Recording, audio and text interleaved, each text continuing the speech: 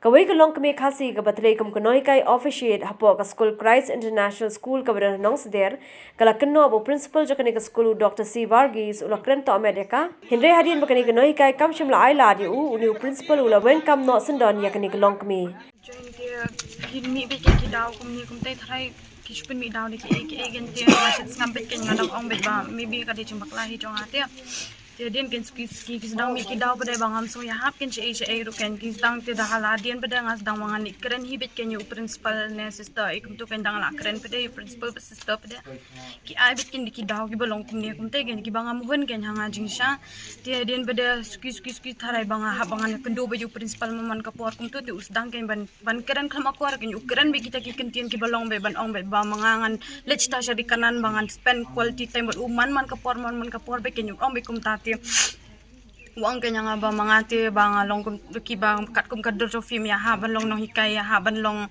ya ha ka dia ka kum ta ka ju ang ki babon ken ukran be ki ba ki long be kum pen ibe ba kalong balong be kum tu te ji man kasi ha ban yam ha basusi da ban ta jong kata ken tembanga hynrei nga menden pada nga ong ba ya ki bala aja ba ro to kat kum badai kum kata ka krai school tamba dengan ya mati ni we dengan kren compromise kenya kata ke baru khat ngalet ki bangan kren compromise kenya ubenen tidak nga kren compromise pada umenen pada uang penban yang ba kum ta ba fis ngau kum ta ba film long comfortable hani school ba film la ban adjust ki jo kini hani school ka baja ki te la bian la shanai one sure ken kita ka daw ka hado ha poi upot bang ha ban do na ken khala hynrei ka baru khat kam biang ra ken Khang hamdan ra ka daw ke long ka babiang ken hende danga kli ka kam ka jam ki ong bet kam de ra ka kam ka jam ki shu ai daw ya karyam ka bet bang am ya ha ra ka ta karyam ka chonga ban wan school nga phong ke kan de ha bang wan school nga phong tam kurta bat jan sam ju phong pala da nang ta hende ki daw ki ba kim biang ki mla ban jubab ka babiang hende minen pe danga mur bangan keren compromise ka ta ba dia ki ong ban yang ban ai wan school shu ken jola shala biang kut no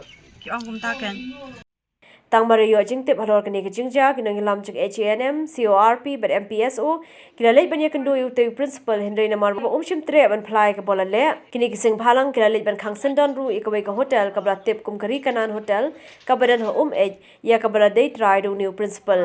The miss was not appointed by us.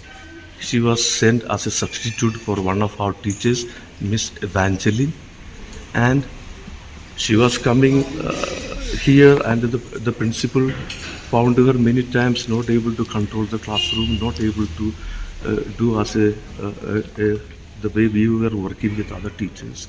So she was told 2-3 times to correct herself, and she was going around like that. So we were waiting for the other miss. She was sick, the original one. So we waited the exam days. So not much teaching. So we allowed her to continue. And just 3 days back, she came here during the assembly a bit late, and she said, I had an accident. So then she said, I'm having pain. Then I called one of the nuns to take her to give the balm and all.